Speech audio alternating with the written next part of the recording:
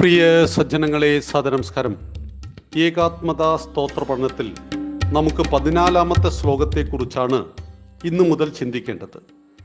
ഭഗീരഥശ്ചേകലവ്യോ മനുർധന്വന്തരിസ്തദാ ശിബിശ്ചരന്തി ദേവശ്ച പുരാണോദ്ഗീതകീർത്തയഃ. ഭഗീരഥൻ, ആ ഭഗീരഥനെ കുറിച്ചാണ് നമുക്കിന്ന് ചിന്തിക്കേണ്ടത്. സഗര മഹാരാജാവിന് സുമതി എന്ന പത്നിയിൽ 60,000 മക്കളുണ്ടായി. മറ്റൊരു പത്നിയായ കേശിനിയിൽ അസമഞ്ജസ് എന്ന പുത്രനും. രാജാവ് നടത്തിയ അശ്വമേധയാഗത്തിൽ അശ്വത്തെ അന്വേഷിച്ചു പോയ ആദ്യ ഭാര്യയിലെ സഗരപുത്രന്മാർ കപിലാശ്രമത്തിൽ ചെന്നു. കപിലാശ്രമത്തിൽ എത്തിയപ്പോഴാണ് അവരുടെ യാഗ അശ്വത്തെ, കുതിരയെ, കപിലമുനി അവിടെ കെട്ടിയിട്ടിരിക്കുന്നത് ഈ മക്കൾ കണ്ടത്. സഗരന്റെ കുതിരയെ കെട്ടുവാൻ മാത്രം ധൈര്യമുള്ളവനോ ഈ മുനി എന്ന് കയർത്തുകൊണ്ട് സംസാരിക്കുകയും മുനിയുടെ കഴുത്തിൽ ചത്ത പാമ്പിനെ ഇടുകയും മുനിയെ അവഹേളിക്കുകയും ചെയ്തപ്പോൾ കപിലമുനി കോപിഷ്ഠനായി അവരെ ശപിക്കുകയും ആ ശാപച്ചൂടിൽ അവർ ഭസ്മമായി പോവുകയും ചെയ്തു. തൻ്റെ മക്കളെ കാണാതെ എല്ലാ സ്ഥലങ്ങളിലും സഗരൻ അവരന്വേഷിച്ചു. ഒടുവിൽ പാതാള ലോകത്ത് കപിലമുനിയുടെ ആശ്രമത്തിൽ തൻ്റെ ഇവരുടെ സഹോദരനായ അസ്മഞ്ജസ് എത്തി. അസമഞ്ജസ് എന്ത് കാര്യം ചെയ്തു? കപിലമുനിയുടെ കാൽക്കൽ വീണ് നമസ്കരിച്ചു. മുനിയോട് പറഞ്ഞു, എൻ്റെ സഹോദരങ്ങളുടെ അറിവില്ലായ്മ കൊണ്ട് അവർക്ക് അവരുടെ ജീവൻ തന്നെ നഷ്ടപ്പെട്ടു. പക്ഷേ അവർക്ക് മോക്ഷം ലഭിക്കണം മഹാമുനെ, ആയതിനാൽ അവർക്ക് ശാപമോക്ഷം അങ്ങ് നൽകണം. മഹർഷി പറഞ്ഞു, ശാപം പിൻവലിക്കാൻ സാധ്യമല്ല, എന്നാൽ ശാപമോക്ഷത്തിന് വഴിയുണ്ട്. നിന്റെ സഹോദരങ്ങൾക്ക് മോക്ഷം ലഭിക്കണമെങ്കിൽ ആകാശഗംഗയെ നീ പാതാളത്തിൽ കൊണ്ടുവന്ന് ആ പുണ്യതീർത്ഥം ഈ ചാരത്തിൽ സ്പർശിക്കുന്ന മാത്രയിൽ ഇവരുടെ എല്ലാം ആത്മാവിന് മോക്ഷം ലഭിക്കും എന്ന് പറഞ്ഞു. അദ്ദേഹം എന്ത് ചെയ്തു? തൻ്റെ പുത്രനായ അംശുമാനെ രാജ്യമേൽപ്പിച്ച് തൻ്റെ സഹോദരന്മാരുടെ സദ്ഗതിക്കു വേണ്ടി ശ്രമിച്ചു. പക്ഷെ അദ്ദേഹം മരണപ്പെട്ടു. അംശുമാന്റെ പുത്രനായ ഭഗീരഥൻ ഈ ചുമതല ഏറ്റെടുത്തു. അതായത് തൻ്റെ പൂർവികന്മാർക്ക് കിട്ടിയ ഈ ഗതികെട്ട ശാപത്തിൽ നിന്നും അവരെ രക്ഷിക്കുവാൻ വേണ്ടിയുള്ള ദൗത്യം ഭഗീരഥൻ ഏറ്റെടുത്തു. ഭഗീരഥൻ പറഞ്ഞു, ഞാൻ എന്ത് സാഹസികം സഹിച്ചും ഗംഗയെ ഭൂമിയിൽ കൊണ്ടുവരും. അങ്ങനെ ഗംഗയെ തപസ് ചെയ്തു. ഗംഗ പ്രത്യക്ഷപ്പെട്ടു. ഗംഗ പറഞ്ഞു, ഭഗീരഥ, ഞാൻ വരാൻ തയ്യാറാണ്. പക്ഷേ ഞാൻ വൈകുണ്ഠത്തിൽ വിഷ്ണുവിൻ്റെ പാദങ്ങളിലൂടെ ഒഴുകുന്ന നദിയാണ്. ആയതിനാൽ വിഷ്ണുവിൻ്റെ സമ്മതം വേണം, വിഷ്ണുവിനെ തപസ് ചെയ്യൂ. ഭഗവാൻ വിഷ്ണുവിനെ ഭഗീരഥൻ തപസ് ചെയ്തു. വിഷ്ണു പറഞ്ഞു, കൊണ്ടുപോയിക്കോളൂ എന്ന് പറഞ്ഞു. ഈ സമയത്ത് മറ്റൊരു പ്രശ്നമുണ്ടായി. ഗംഗ പറഞ്ഞു, ഞാൻ നേരിട്ട് ഭൂമിയിലേക്ക് പതിച്ചാൽ ഭൂമി കുത്തി ഒലിച്ചു പോകും.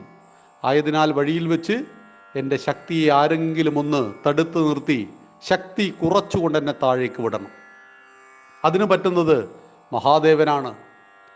ഭഗീരഥൻ നിരാശനായില്ല. അദ്ദേഹം ദീർഘകാലം വീണ്ടും പരമേശ്വരനെ തപസ് ചെയ്തു.